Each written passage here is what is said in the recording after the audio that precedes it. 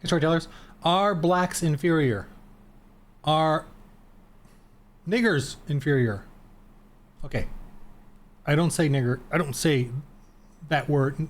It's not part of my lexicon. But I said it because I'm annoyed that people say I can't say a word. And I'm like, huh? Although I don't. It's not part of my whatever. No, blacks are not inferior. I'm going to get to that. But I'm just annoyed that, the left is telling us what we can and can't say. I didn't know. I didn't even think about that word ever. It's not even part of my. I know Democrats think of that word, the N word, all the time. I just never. It's just not part of my mind. But I want to talk about this whole thing about, say, Africans. Are they inferior? Are blacks inferior? I'm a creation science guy. God created us all. So, if you say blacks remind you of monkeys. See, for evolutionists, there is a incredible scientific racial component to that, at least their science.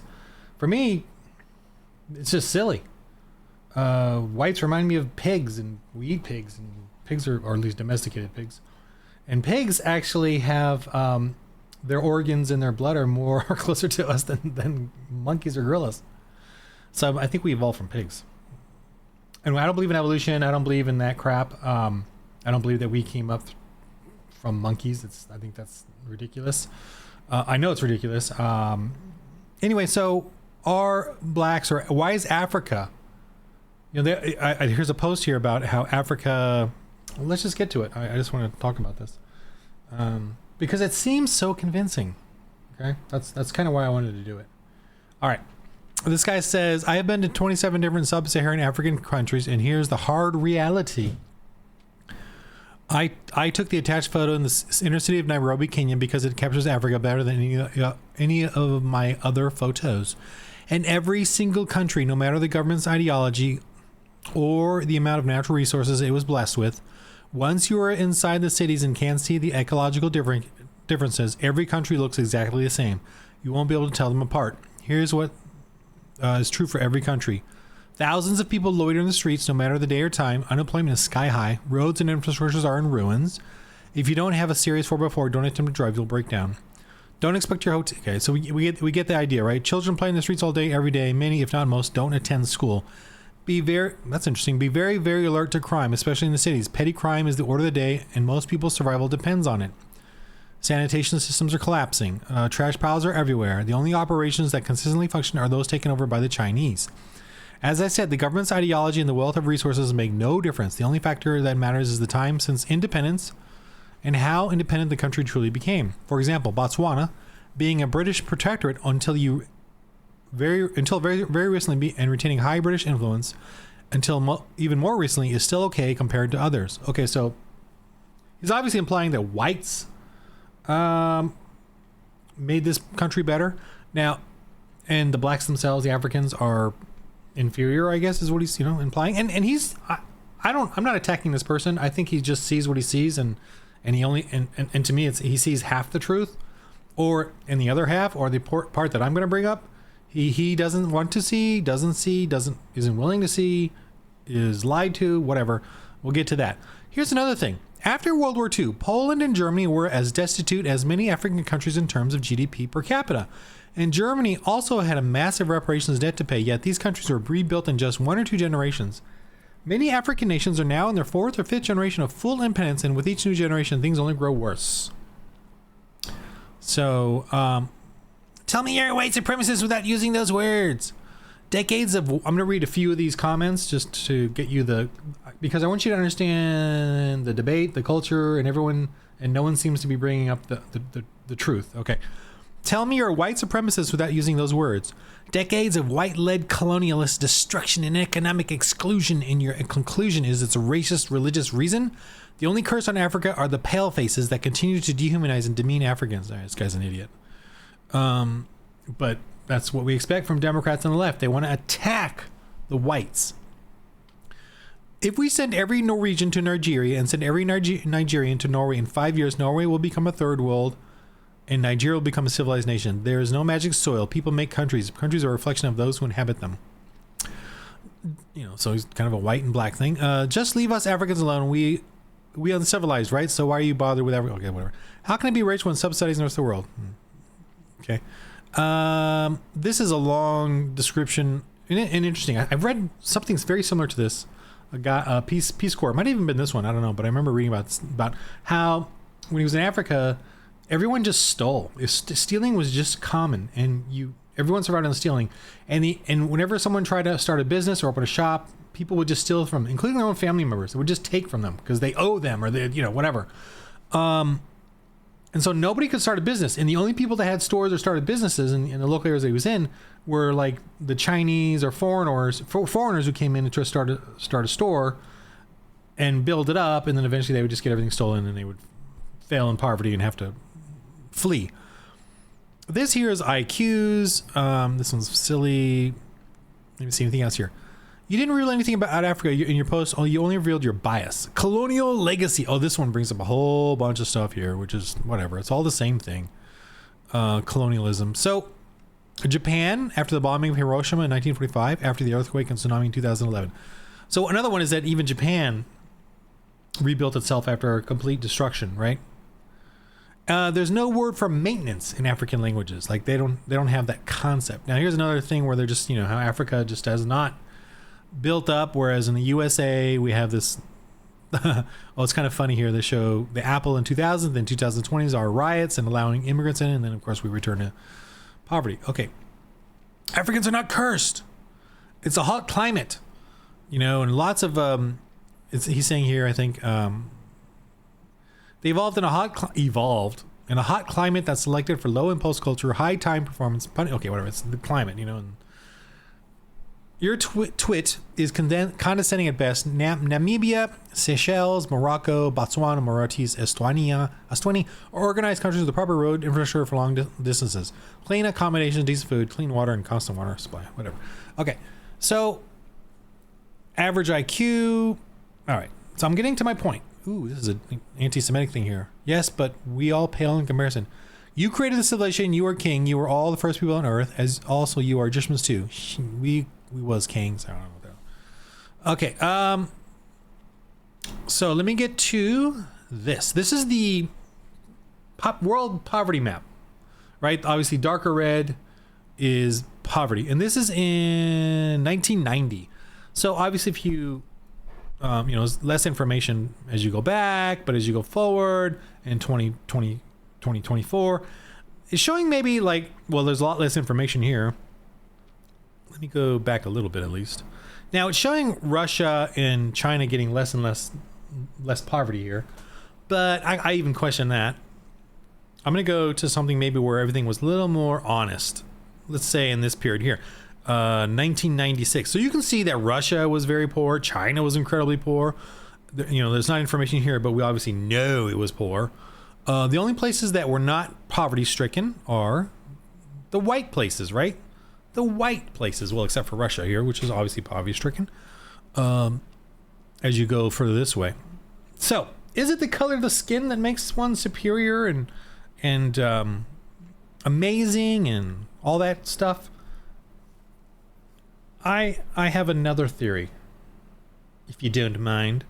My theory is all of these areas that are wealthy, that have at least some data, if you look at them all, and I'm going to say this with 100% certainty, they're all Christian. They're all Christian. They're church-ridden. They're ridden with churches. Russia had the East Russian Orthodox, but they were severely persecuted and subdued during the Marxism. So look at that. In 1996, and that's right when they maybe were starting to come out of it, after the Reagan years and the fall of Russia, of the communist Russia.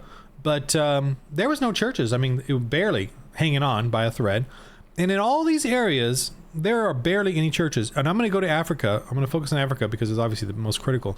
In South America, churches were mostly Catholic. And just so you know, I'm not trying to criticize Catholics, but Catholics don't do Bible studies the way Protestants do, okay? But I'm not criticizing Catholicism necessarily. But the Catholic Church in this area did not get there until 16th, 17th, 18th century. Right? And in Mexico, the Catholic Church kept getting wiped out with every revolution of atheist revolution. And today, Mexico is a very atheist, communist revolution, socialist, whatever. The church is very weak there, the Catholic Church. And the Catholic Church is very beaten down, even in South America. In Africa, Catholicism and the church and whatever missionary work, the Muslims wiped out the early church. And the later church didn't come until the colonialists. And even they then barely stuck, because once they got independence, the colonialists left and the church shriveled again.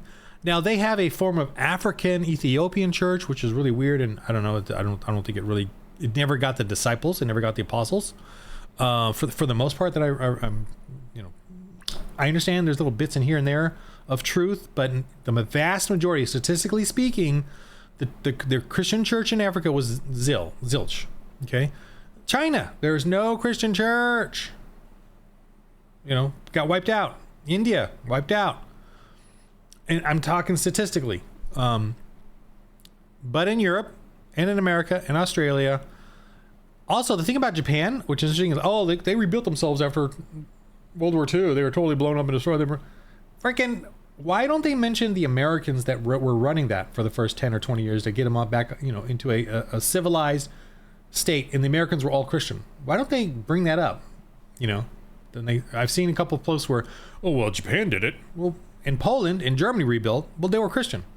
As far as like the culture, obviously they fell into socialist Marxism and fascism and left-wing Democrat ideology.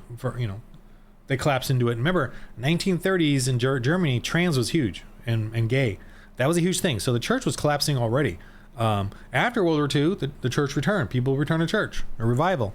And they rebuilt. And because America went in there and kind of made them. I'm a little ticked. I'm a little ticked that this guy and all these posts are all talking about skin color and evolution and in the environment and what he sees. And he says nothing is working except what the Chinese do. Now, why are the Chinese wealthy today? Who are the Chinese living off of today? Are they living off of their own ingenuity, their own creations, No, they're living off of America. They're stealing from us, and their wealth and their work ethics and everything else is taking from America.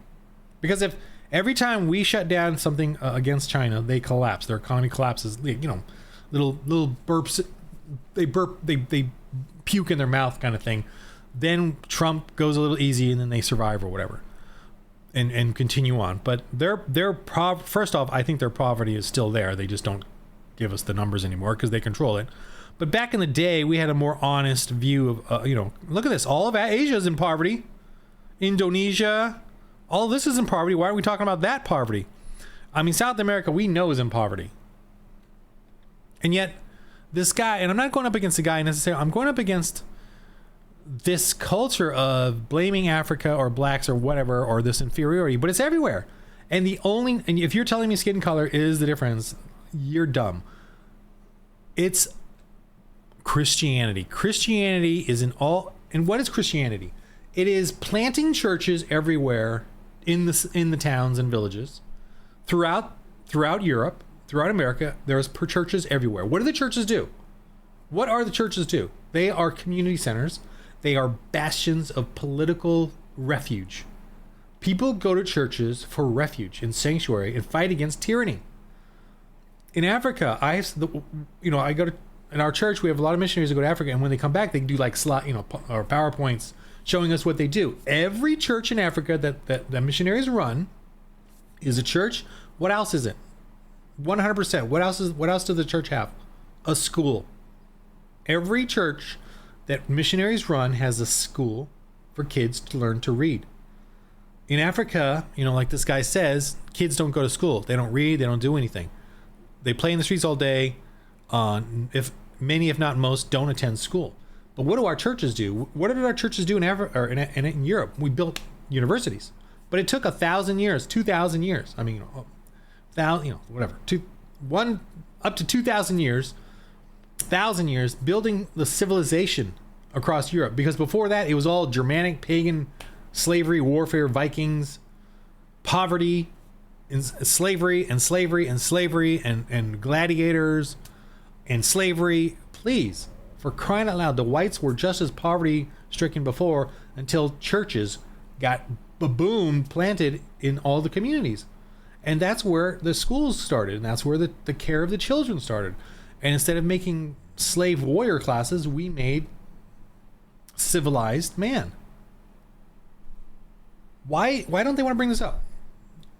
Africa does not have a Christian element. You go, oh, in 1900, there were only 9 million Christians in Africa. That's tiny. That is nothing. 1900. So that means, and most of those were probably because of the colonialism. Now, another thing, here, let me just go to this and I'll go to the whole colonialism thing. By the year 2000, there was an estimated 300 million Christians. But here's the thing. They're 49% Christian, supposedly, about half, and half Muslim. So there's this constant struggle now between these two wars, terrorism, that the Christian church is not able to establish a civilization here. And in this modern world, it's pretty sad. They're not able to really create the churches that they want. They're continually attacked. The government continually is corrupted. This 49%, and I question even that number percentage of Christians in these countries, and I'm sure that's concentrated in certain areas and then not in other areas, is less than here in America. And look what's happening in America today. Look at thankfully we have Trump but we're at about 70% Christian, about 30% go to church regularly here in America. So I'm sure it's worse in Africa. So Africa is like, but then they got 50% or almost 50% Muslims everywhere. So think of Europe right now, how it's devolving into violence and riots and terrorism and loss of freedom of speech. And look at the education system here in America under the Democrats. Kids are not learning anything. They're getting autism. They're autism is another part, but they're not getting educated. Our next generation is getting dumber and dumber. So that's what's happening in Africa. It's been happening for generations. There is no church culture in Africa, barely, and it's very young if it is happening, and it's being sabotaged all along the way. So what is the first thing we need to do? The solution. Okay. And so globalism. Oh, here's another thing I want to talk about, but globalism. So I'm reading this. Poverty in Siberia is huge. Now, and then a significant portion of the population in white Siberia and Russia is that way. And here's something interesting it says here. I know it's the AI, but I'm trying to find it here. There's something about they're in debt. High levels of personal debt, low wages. What I'm saying here is that when they're talking about like colonialism and how the white people are destroying all these countries or in Africa, and that's the reason. That's not the reason. But the reason is that there's no churches to give safety and fairness to the community. If you don't have a church of, I'm just going to get out of this because I don't need this anymore. If you don't have, who's going to fight for fairness? Democrats, pagans, witches, left-wing secularists, evolutionists, are they going to fight for fairness, like for justice for all sides? Because it seems to me that the left doesn't like justice for all sides. They only like justice for their side, which isn't justice at all. If you just look at the recently with the vaccines and the masks and stuff, if you didn't follow their rulings and shutting down your business and shutting down your church but keeping open the strip joints and the liquor stores, if you didn't follow their rules, they hated you and wanted to imprison you. That's the norm on the left. Where does fairness come in? Where does fairness in education come in? Because it ain't from the left and Democrats. They have ruined the education system here in America, completely destroyed it. Where is the education system? Where is the education? It's coming from churches and Christianity. And most nations and countries don't have a church culture. Who would want to give someone justice and fairness and educate them so they have their own agency? Christians and churches. That's the only thing. So if you don't have a church culture, which most of the world doesn't, why would they care about any of that? They want slavery. They want centralized, nationalized, centralized, federalized power. They want socialism, Marxism, communism, and control. They want to get rid of the church. They hate Jesus Christ. And the reason white supremacist is the phrase, and fascist and all this stuff, it's all to attack Christianity. Every rich nation in the West is being invaded by Islamic and Antifa militants for the left, for the godless pagans, for the globalists. That is their army, and they're flooding America and Europe because they want to destroy Jesus Christ. They hate Jesus Christ, and you can see it happening. They don't flood African countries. They don't flood China. China's really wealthy right now, right? But they don't see them flooding them. The Democrats don't encourage that kind of asylum. They only want asylum in Christian nations to destroy them. So that's my rant. What's the solution? Are you angry? Are you upset? Go to church. Go to church. Build your church. Build a bastion, a refuge.